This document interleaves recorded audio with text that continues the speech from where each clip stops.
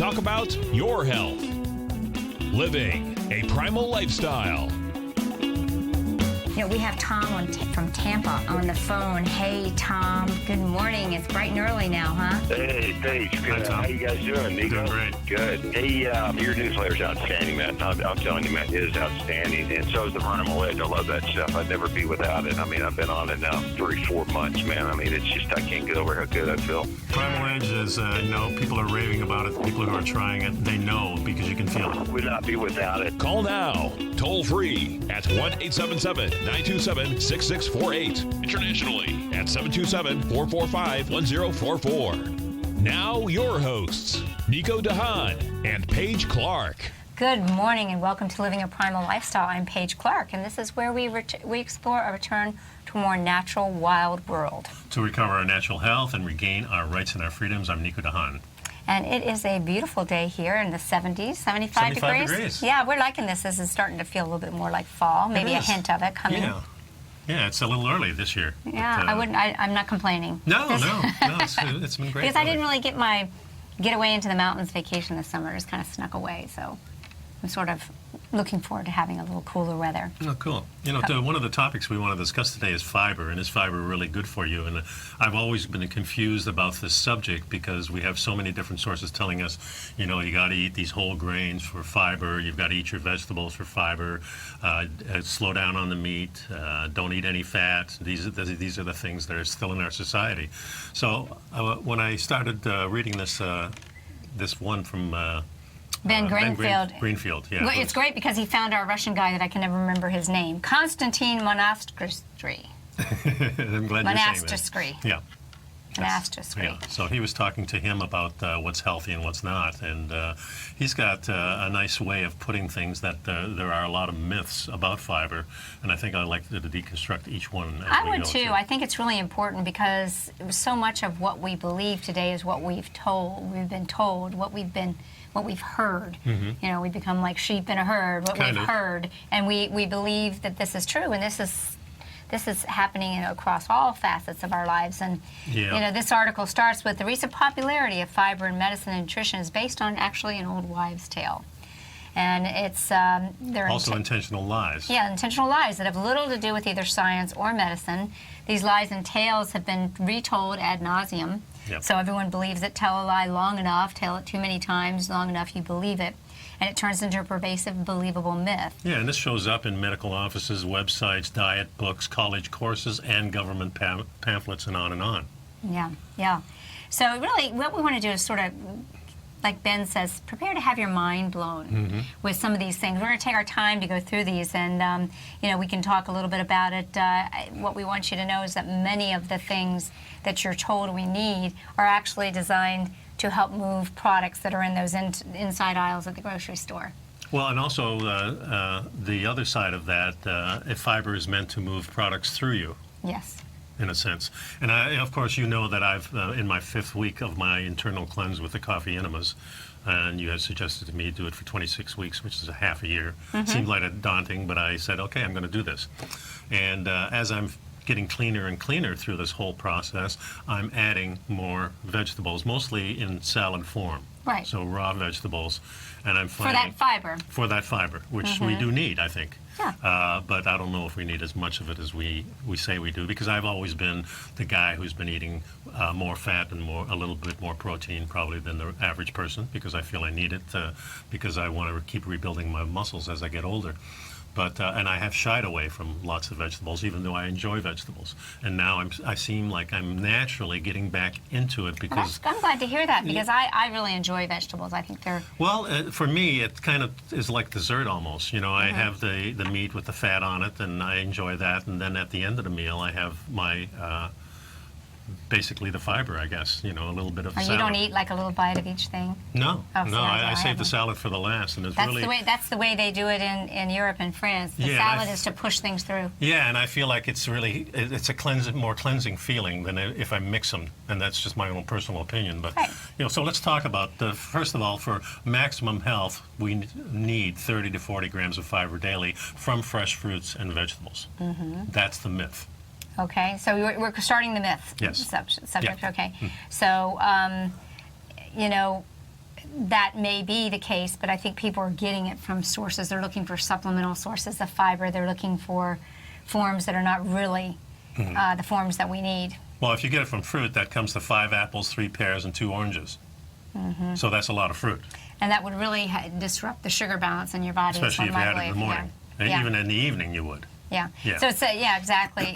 So if people were eating these 5 apples, 3 pears, and 2 oranges, this would really, I think, disrupt our sugar metabolism. Yeah, because completely. it's like having 10 small, medium, or large fruits is like having, 10 tablespoons of sugar. Yeah, like 143.6 grams of digestible sugars are equivalent of that, many 10 tablespoons of plain table sugar. And that's really before you account for all the other carbs that you consume through the day. So that would really put your carbohydrate content way above what we probably really need. So you got to ask yourself these questions. If you're 100% healthy, young person, would you ever ingest that much sugar willingly? And the answer is really no. Unless you go to Dunkin' Donuts in the morning, then yes. Yeah, then you hit it, But that's just not even real food. So maybe under the influence of a controlled substance or torture, you might eat that much, but not in real life. And that's exactly what's being recommended for healthy purposes to American children and adults today. And people are believing that, geez, they just can't keep up with the fiber requirements. Yeah, in fact, it says here that the ratio of digestible carbohydrates, sugar, to fiber in vegetables, cereals, breads, beans, and legumes is on the average similar to fruits. So no matter how much you mix and match, you'll be getting all screwed up the same way. Yeah. Yeah, and you guys, Constantine wrote the book, The Fiber Menace. I think we've talked about this a couple times over a couple years. We really like it. He also has a great book. He has The Fiber Menace, and he has The Truth About Gut Health. Or something. Gut Health. Yeah, guthealth.org. Guthealth.org. So this myth that fruits and vegetables are the best sources of fiber is probably the most pervasive and damaging of all. If fiber is what you're really, really after, you're better off getting it from fiber supplements.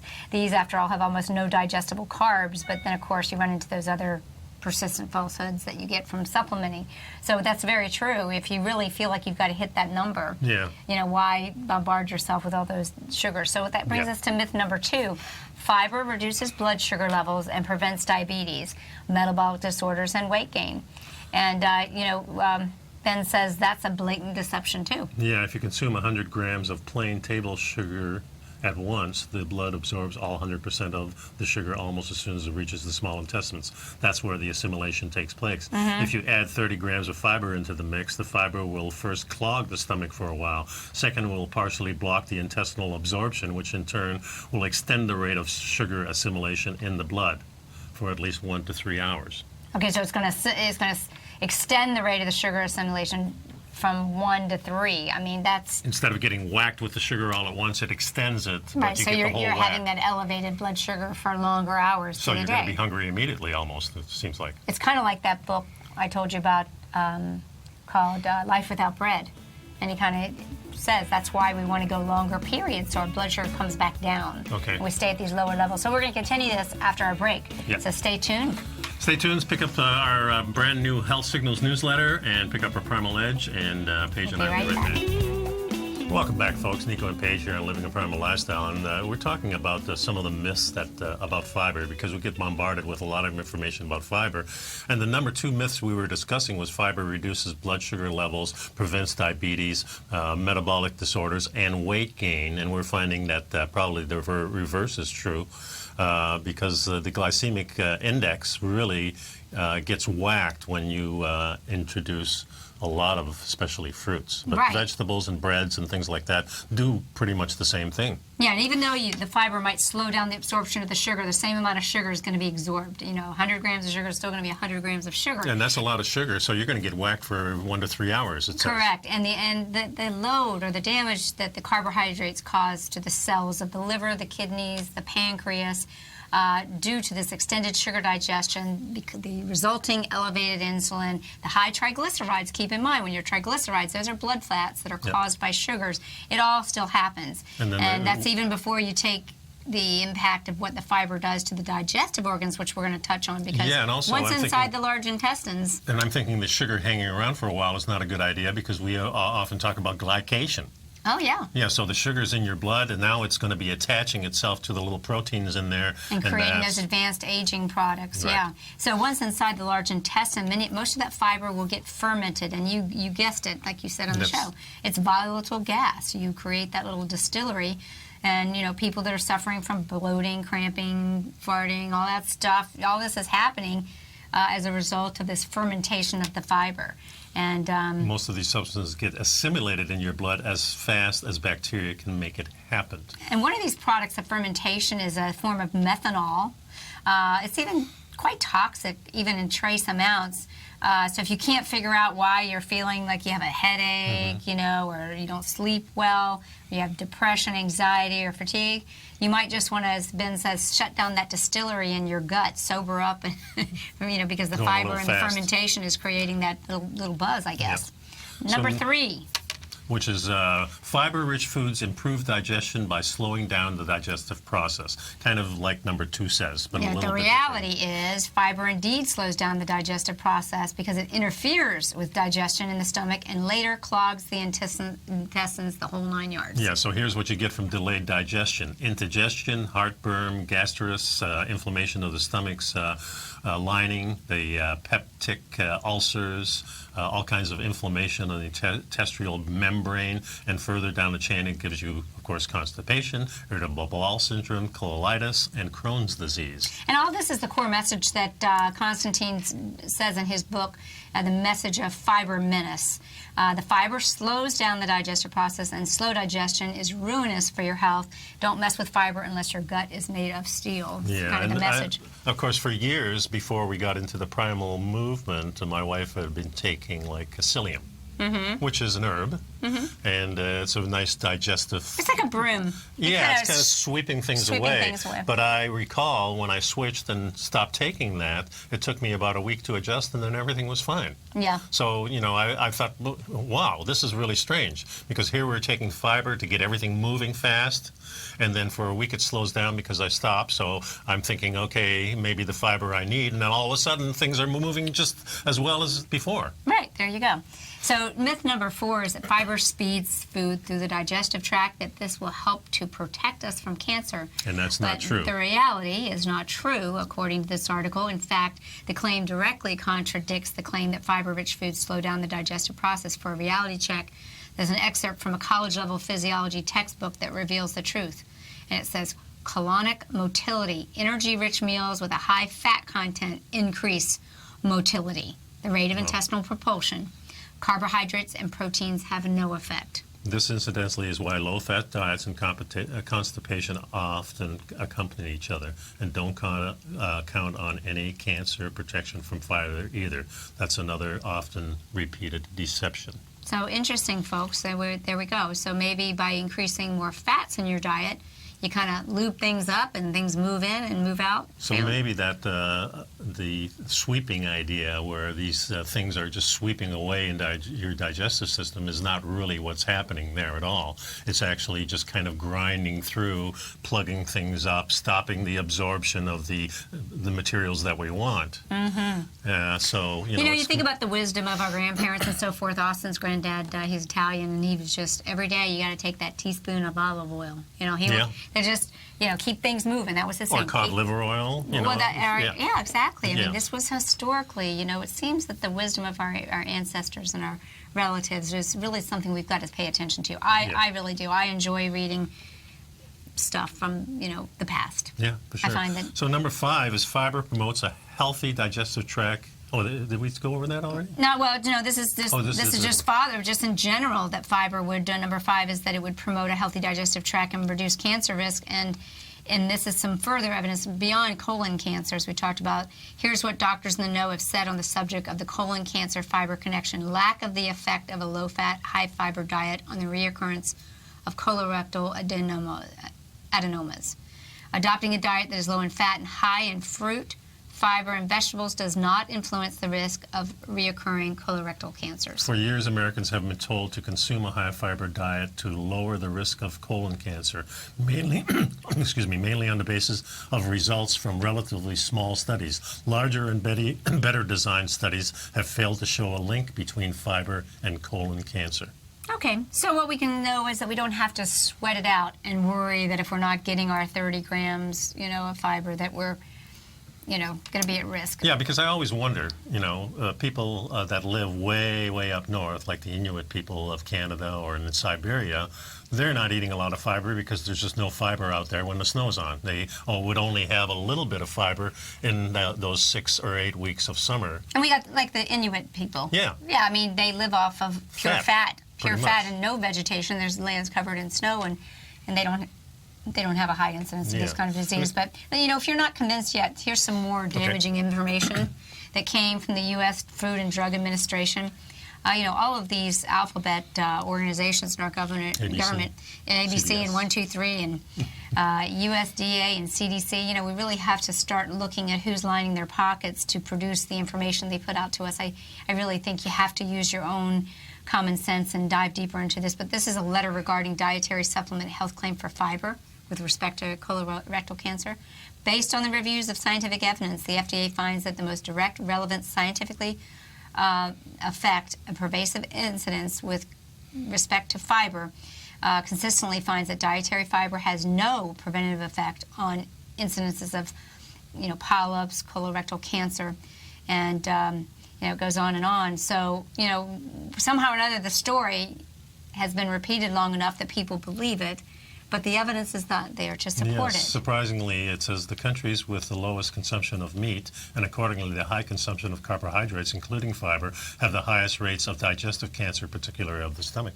There you go. Don't hear that in the... Well, you know what I think of when you say that, particularly of the stomach? And that's true. Asian countries tend to have it. If you eat a very alkalizing diet, you can alkalize your stomach. If your stomach becomes alkaline and not acidic, it doesn't what? Digest and disinfect the food. If it doesn't disinfect the food, then you're going to have infection, cell changes, and cancer. Yeah.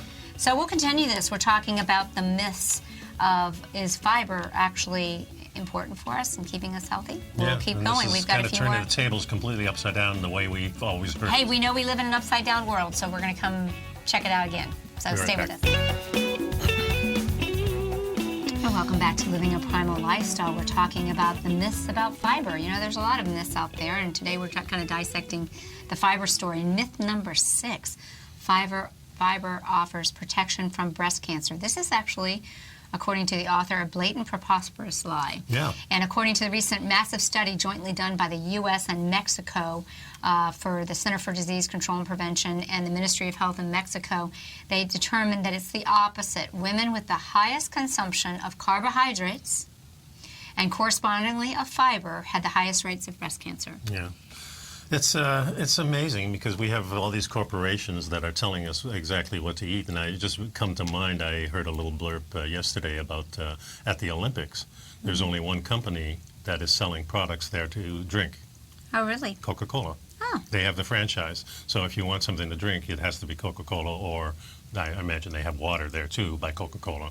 But, this is how companies monopolize things that you can't have other things. It has to be these companies that overtake everything for us. And to me, it's not a good thing. Diversity is really what makes our species successful. And we live in a corpocracy. I mean, we're run by corporations and not a democracy. These corporations, they pull out their checkbook and things happen. And you see what's happening now, for sure. So what we found out is that, in fact, in the population, a high percentage of calories from carbohydrates, but not from fat, was associated with increased breast cancer risk. And how many people are just told, make sure you eat your fruits and vegetables, don't eat a lot of fat, and it's the complete opposite. Would you think that maybe there was some incentive to misinform? Yeah, we have two kinds of fiber that we talk about. We have the soluble fiber, which you can digest. Right. We have the insoluble fiber, which you can't digest. Which you would think has been told to us to use that as kind of like the broom or the sweeping. Yes, and it really doesn't make sense. Do you want to eat something that you can't absorb, that you can't digest? Yeah, so there's been a similar relationship that's been established between the risk of colorectal cancers and the consumption of carbohydrates.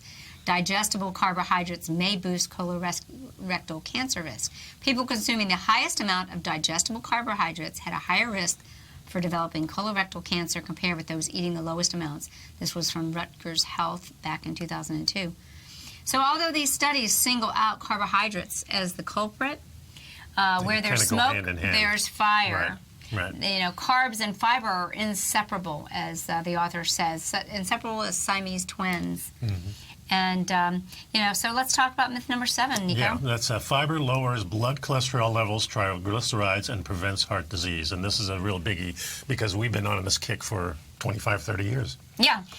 The myth about fiber's role in coronary heart disease and the management of elevated triglycerides and blood fats has their roots in some dubious research, which culminated in reduced mineral absorption and a myriad of gastrointestinal disturbances. So after the study participants, you know, were given some fiber to reduce their cholesterol, minuscule amounts, you know, they often had, you know, severe gastrointestinal issues that would put them even at more risk and uncomfortableness. So it was rather ridiculous. So a total reduction of, say, going from 180 to 166, it's kind of meaningless. So if you end up creating gastrointestinal disturbance, you really haven't achieved a healthful outcome, I don't believe. I don't think so either. You know, so the other thing we want to talk about is there's a lot of intestinal inflammation caused by soluble fiber because it blocks the ability of the bile components, and that's what's happening with the coffee enemas. You're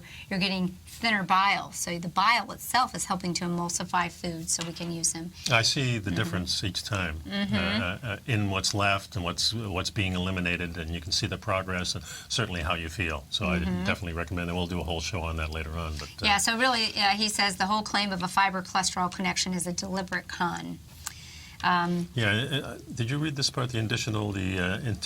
Yeah, we just did that. Okay. Yeah, so he has in his book, he has, you know, there's another dimension to this con that's used to prove fiber's role in reducing cholesterol. Most of the studies of fiber's cholesterol-lowering effect, particularly psyllium, used the American Heart Association Step 1 diet. The Step 1 diet is high in carbohydrates and low in fat by design, with less than 10% of total energy derived from saturated fat. And during the clinical studies, almost all the people using the Step 1 diet without added fiber, their total cholesterol fell by 8%, their LDL cholesterol fell by 6%, and the HDL cholesterol fell by 16%. In other words, when they did the Step 1 diet on its own, without any extra fiber and or digestive side effects, it demonstrates an almost identical drop in cholesterol as with added fiber. So in legalese, this particular coincidence is called fraud, plain and simple. Yeah, and the pull that took us to do the colon cleanse with the herb in it, which is the psyllium, instead of going to something like whole grains and things like that, because we already decided that whole grains weren't good, and this is an herb. So that was kind of the pull to take us away from the bad fiber going to the good fiber, but here we find out it's really not. Yeah, so listen to what the author says about the American Heart Association Step 1 diet, that most people, when they've been feared into thinking that they have a cholesterol problem and they need to increase their fiber, they jump into that Step 1 diet. And here's a trusted source that is sharing a worrisome thought about this. Although the American Heart Association Step 1 diet decreased total and LDL cholesterol levels in this group of women in a study, it decreased the HDL cholesterol by an even greater proportion.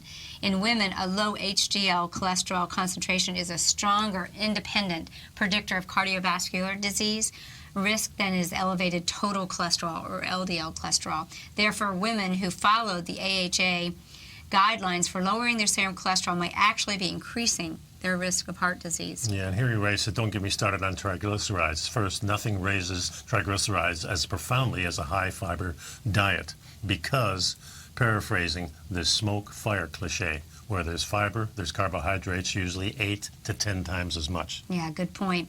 So the more fiber you consume, particularly from natural sources, the higher your level of triglycerides from carbohydrate intake. And, someone who's been dodging that is Dr. Dean Ornish, one of the most prominent proponents of a high-carb, high-fiber diet. You know, that's one of the things we look at when we're looking for optimal blood health levels. We want to see triglyceride levels that are low, not high triglyceride levels. So once inside the colon, folks, fiber itself gets fermented by intestinal bacteria. And among the byproducts of bacterial fermentation are short-chain fatty acids, butyrate, acetate, and propionate.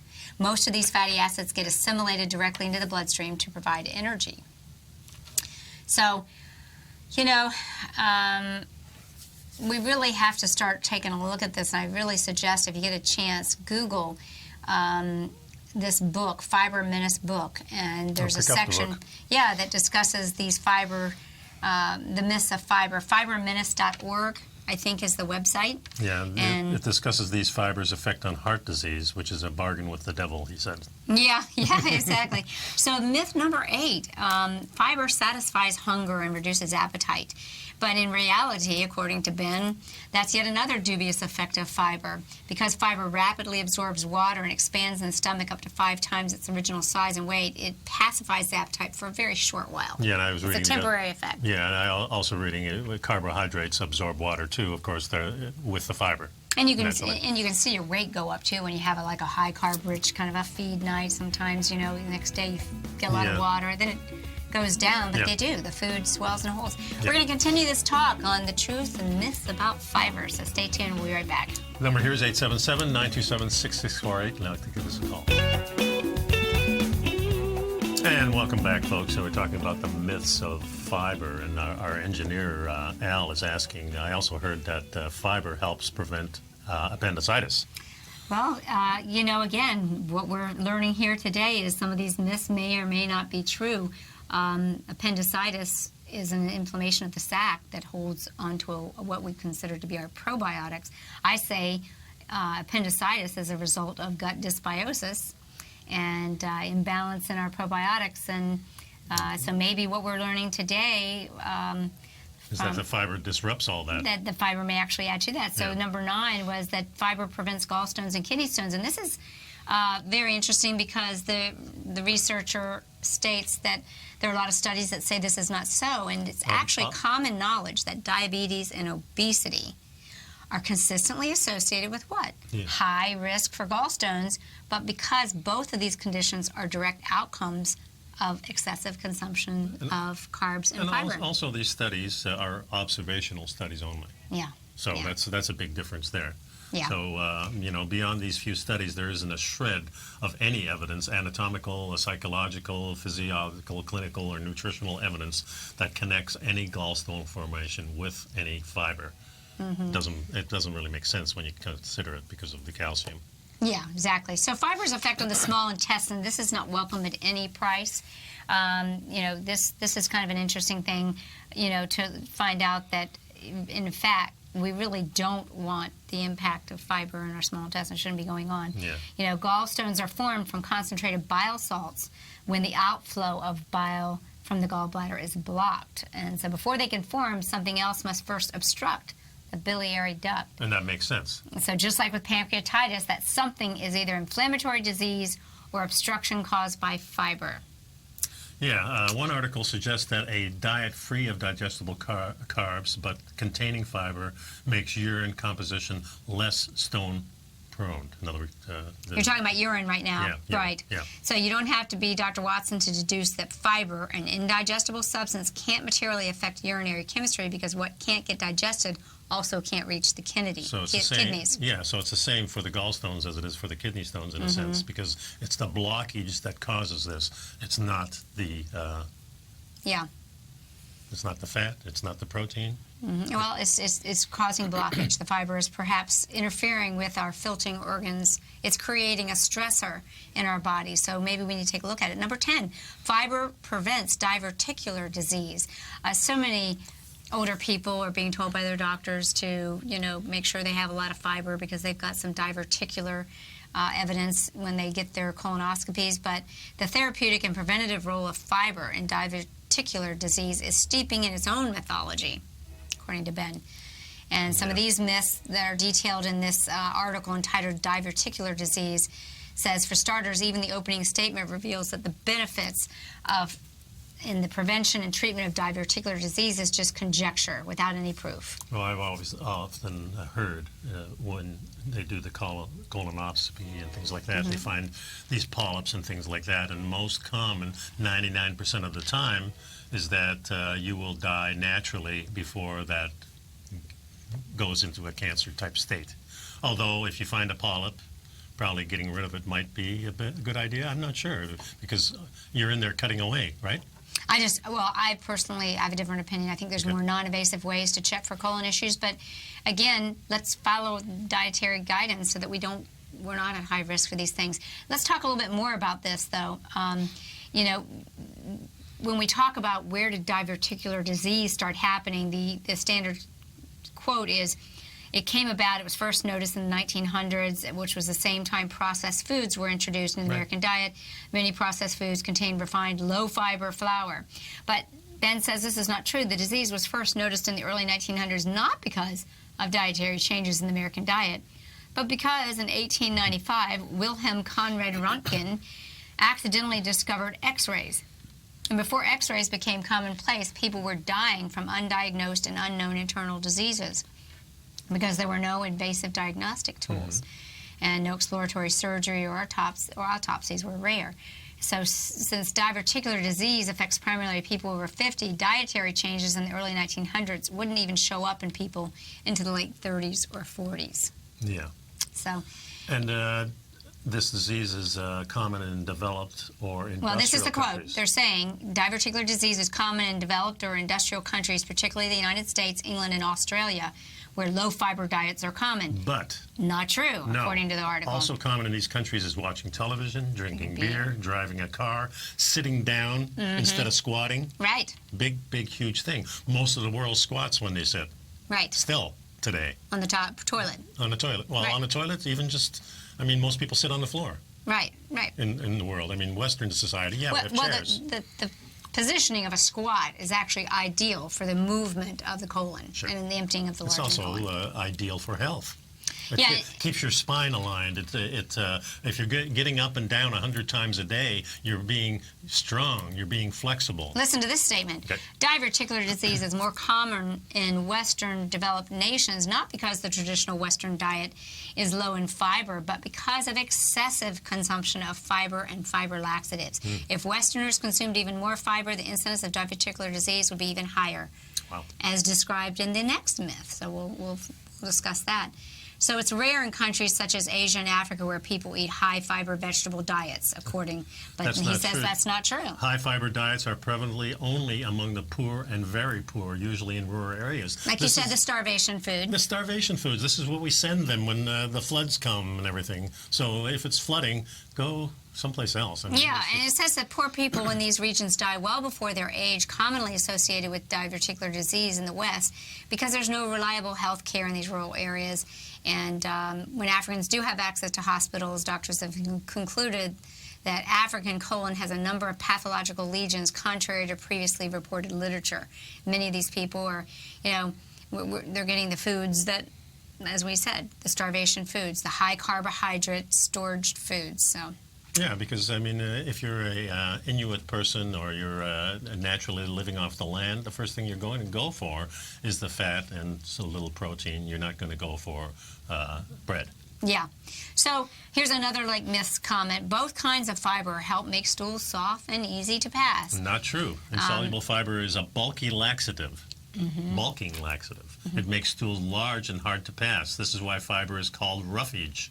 Soluble fiber is a hyperosmolar laxative, and it helps keep osmosis. Laxative creates water into it. Right. And diarrhea-causing agent. It doesn't make stools watery, but it also causes bowel inflammation, bloating, and flatulence. It isn't suitable for extended use. So, here's another myth. Fiber prevents constipation, which is essential for diverticular disease. We're kind of talking about sub-myths here that relate to diverticular disease. Not true. Fiber does not prevent constipation. Just like aspirin can relieve pain, natural and medicinal fibers can relieve constipation in people because it is a potent laxative. But fiber can't prevent constipation, just like aspirin can't prevent migraines or arthritis. No. In fact, if an aspirin manufacturer makes such an outlandish claim, the FDA would shut them down. For sure, that's for sure. And aspirin is really getting to it's not getting to the source. It's actually just covering it up, saying, okay, you don't have a headache now, everything's okay. Yeah. So they found that they tried to make the claim that fiber relieves chronic constipation, but they found that was a false claim too. Yep. So we're going deeper into this, folks, so stay tuned. Next, we'll talk about guidelines for the treatment of chronic constipation, and it may not be fiber. Welcome back. So we're talking about fiber, and we mentioned that a lot of people think fiber is something that people need to include in their diet if they're suffering from constipation. But if you're suffering from chronic constipation, the author says this might be exactly what you don't need, and that because people who have chronic constipation often suffer from other symptoms such as hemorrhoidal disease and anorectal nerve damage, the last thing you want is a large, rough stool. That could be outright damaging. If you already have diverticular disease, your goal is not large stools more often, but small stools without straining. Yeah. So that's important to know. Yeah, so the number 11 is the fiber is safe and effective for treatment prevention of diarrhea. And this is a big myth, of course, that it's actually the opposite. If you have a lot of fiber and you overdo fiber, you're going to get diarrhea. One thing people don't realize is we have a lot of added fiber in our foods. Soluble fiber is widely present in fruits, vegetables, laxative, processed foods, but such things as cream. You see agar and carrageenan. These are all soluble fillers that really may not be helping our digestion. So try to avoid these. And a lot of them are insoluble. Yeah, exactly. Yeah. So, but a lot of these soluble fibers are what we're talking about. So we need to kind of be careful of these. And I think one of the things we want to just skip on to here is that malabsorption and diarrhea, these are all serious things that there's digestive disturbance. And we may very well be offering the wrong solution by offering fiber. Well, here's a list of things that you shouldn't eat if you don't want diarrhea. And, juices, cereals, yogurts, ice creams, candies, cakes, and all processed food consumed on the same day are all loaded with fiber. And this will make you have diarrhea, probably so. Yeah. The last one is really something that I didn't really know about, is that fiber has been consumed for generations. And that's a myth, though it may seem as if fiber mania has been around since the earth began. It's really been accepted as a health food just most recently. And there's a book out by Dr. James Wharton. His book is Inner Hygiene, Constipation and the Pursuit of Health in Modern Society.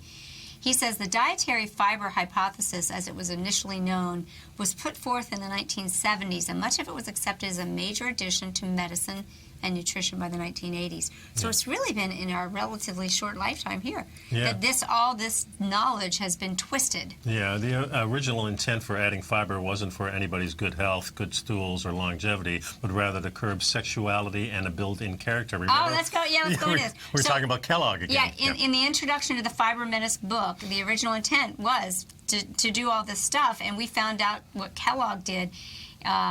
You know, if you guys were listening yesterday, that Kellogg was kind of religiously fanatical and believed that sexual feelings were evil. He never consummated his marriage. He adopted children. Yeah, he didn't want to have sex with his wife because he thought that it was so disgusting. Well, that's weird. But all the other cure-all benefits of fiber, cholesterol reducer, heart disease, diabetes antidote, etc., are recent innovations, the word says, ruthlessly promoted by the likes of Kellogg Company, All Brand, Raisin Bran, General Mills, Fiber One, and Procter & Gamble, the masters of Metamucil. Yeah. So Kellogg actually spends over $3.5 billion annually to promote its immensely profitable products. And they get away with, especially their high fiber ones, talking about they're good for heart health, and they get away with claims that healthy foods can't even make, like walnuts and cherries. It drives me crazy. It's an upside-down world, folks. Yeah, and you know, it was actually not that long ago that fiber was sold as a meal for feedlot cattle for pennies on the pound. Now, you know, it's kind of, you know, we've had this turnaround, and now, you know, like the circus, well, we're told that this is good for us to eat. Not true.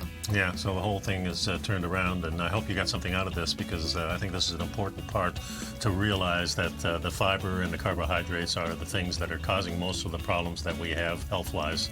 Let's get a return to real food. So live a primal lifestyle and get your food that eats food that they were supposed to eat, and stay healthy. Thanks for sticking around. Bye-bye. You're watching Tiger TV.